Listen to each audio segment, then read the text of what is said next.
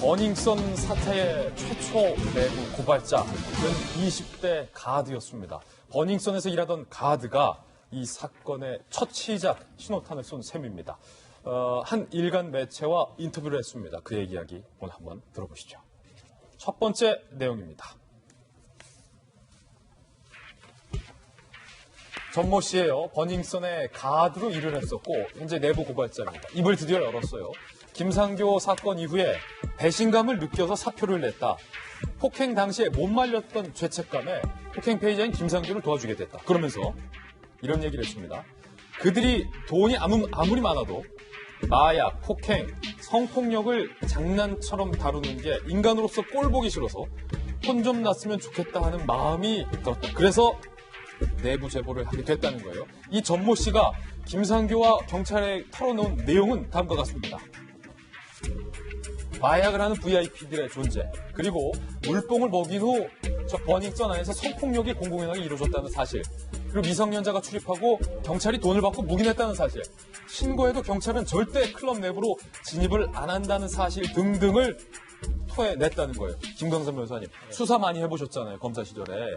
그랬을 때 이 내부 고발자의 어떤 내부 고발, 이게 얼마나 소중한지가 있고 없고가 큰 차이가 나죠, 수사 때. 그 엄청나죠. 왜냐하면 어떤 그 일반적인 이제 범죄자들, 특히 조직적 범죄의 경우에는 이제 철옹성을 갖다가 만들어오고 있어요. 그리고 거기뿐만 아니라 특히 이제 초기 단계에서 이제 수사기관과 유착 관계가 있거든요. 그래서 내부 제보자는 정말 이건 정의가 아니고 잘못했다고 생각해도 이걸 고발했을 때 오히려 자기한테 피해가 돌아올 수 있고, 네. 만약에 경찰이나 이제 수사기관과 유착이 있어가지고 아무것도 아닌 거 끝났을 때 자기는 일종의 무고를 한 거 되고, 경우에 따라서는 굉장히 압박과 협박을 받게 되고 인생이 파탄될 수 있는 경우가 있거든요. 예. 그런데 일단 이 내부 고발자는 이제 사회 초년생 24라고 합니다. 그래서 본인 입장에서는 버닝썬에서 근무를 하고 있는데, 야, 세상에 이러나? 거기에 경악을 했던 걸로 보여요.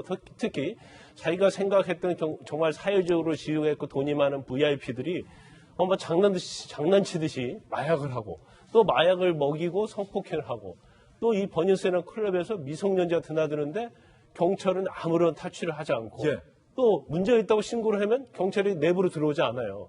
그러면 이곳은 이제 무법천지라고 볼 수 있는 거죠. 그래서 이제 본인이 김상규 씨가 폭행 당했을 때 그걸 저지하지 못하고, 또 내부의 이러한 비리를 알고 있음에도 불구하고 자신이 어떻게 보면 침묵을 할 수밖에 없다는 거에 굉장히 양심적인 가책을 느낀 걸로 보입니다. 예. 그래서 사실 이 사건 자체도 이 내부자 고발이 만약 없었다고 한다면 저는 결과는 뻔하다고 생각해요. 김상규 씨가 혼자 마치 성추행을 하고 성폭행을 하고, 그 다음에 난동을 부리다가 결과적으로 경찰에서 영장을 청구해서 구속이 돼버리면 전혀 다른 국면으로 끝날 수 있어요. 사실관계 밝혀질 수 있었겠습니까? 예. 그래서 이 20살 초년생의 이러한 내부 고발이 굉장히 의미가 있고, 지금 우리가 경찰 수사 진행을 보면 이 내부 고발 그 내용이 다 드러나고 있잖아요. 거짓이 하나도 없어요. 그런 측면에서 우리가 공익 제보를 많이 얘기를 하는데 이게 사실은 실제적으로 하기 어렵거든요. 그래서 이런 부분에 있어서 조금 더 강력하게 그런 내부 제보자를 보호할 수 있는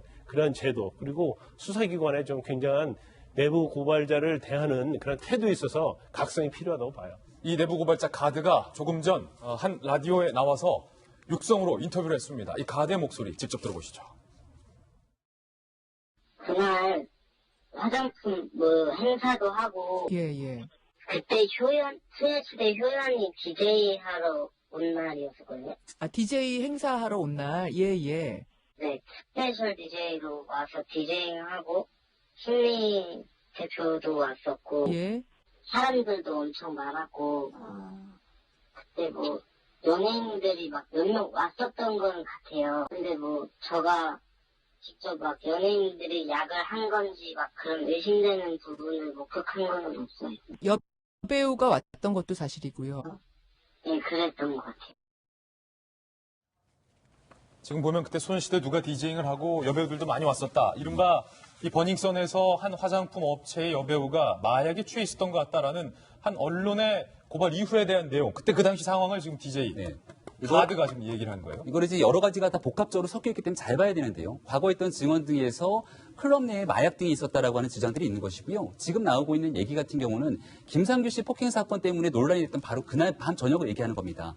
이것이 한 방송 프로그램에서 그날 화장품에 대한 행사가 있었고 그날 새벽에 실질적으로 여배우가 그 자리에 있으면서 마약을 한 듯이 눈이 풀려 있었다 등에 대한 증언이 있어서 그 여배우를 두고 논란이 되지 않았습니까? 그때 일단은 여배우가 오기는 왔는데 그 여배우가 마약했는지 여부는 확인할 수 없다라고 하고 있기 때문에 그 여배우에 대한 의혹과 의구심들이 좀 증폭될 수 있는 상황으로 보이고요.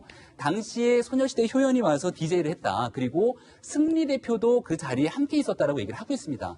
그러니까 그동안 이 버닝썬 사건에 대해서 승리는 전혀 모르쇠로 일관하면서 뒤로 빠져 있었지만 문제가 되고 있던 그날에도 승리가 있었다는 측면을 바라보건대 승리에 대한 조사가 반드시 필요한 상황으로 보이고요. 지금 우리가 바라보건대 여기에 대해서 버닝썬에 대한 수사들이 조금 더 신속하게 이루어졌다면 이 모든 내용들이 나왔겠지만 지금 이제 경찰에서 검찰로 넘어간 상황이기 때문에 앞으로 검찰 조사를 통해서 훨씬 더 많은 증언들이 쏟아져 나오지 않을까 생각이 됩니다. 방금 말씀하신 그때 그 사건, 연예인들이 와서 디제잉도 하고 여자 연예인들이 많았다. 이 가드가 조금 전 또 다른 이야기를 했는데 연예인은 아닐지 몰라도 일반인들도 약물에 취해 있었던 것을 자기가 직접 목격한 적이 있었다라고 증언을 했습니다. 들어보시죠.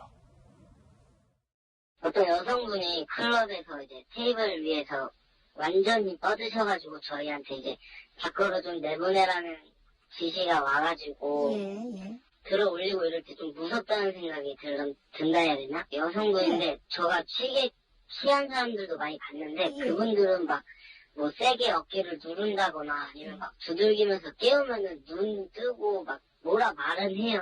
그렇죠. 술주정하듯이 뭐라. 예. 그 사람은 막 흔들어도 눈은 뜨는데 초점이 막 이상한 데가 있고 말도 안 하고 몸도 힘도 막 질질질질 막 흘러고 있고. 지금 이 내부 고발자 가드의 이야기를 들어보면 그 앞서서 한 여배우가 보였던 행동을 묘사했던 또 다른 내부 고발자의 진술과 상당히 일치해요. 눈이 붉게 충혈돼 있었고 입에서는 침이 질질 흐르고 있었고 깨워도 정신을 못 차리고 동일한 증상이에요. 네, 그렇습니다. 지금 그래서 혹시 이 버닝썬 내부에서 조직적으로 이 마약이 유통된 것 아니냐라는 얘기가 나오고 있습니다. 00년이 마약이 유통됐고 심지어 지금 얘기를 들어보면 여성이 정신을 못 차리고 의식이 아예 없는 거잖아요. 이것은 GHB, 이른바 물뽕이 유통된 것 아니냐라는 얘기까지 나옵니다. 이 물뽕 같은 경우에는 그 색과 냄새가 전혀 없어요. 그렇죠. 그래서 술이나 물에 이렇게 섞으면 전혀 눈치챌 수 없고 그냥 마시게 되거든요. 마시게 되면 아무런 의식이 없게 되는 상황이어서 그 이후에 범죄가 일어날 수 있습니다. 이 부분이 굉장히 우려가 되는 부분인데 각종 증언을 들어보면 이것이 범죄에 악용됐다. 그리고 조직적으로 유통됐다는 얘기가 지금 계속 흘러나오고 있는 거거든요. 이 부분에 대해서 좀 구체적으로 수사가 이루어져야 될 것 같습니다.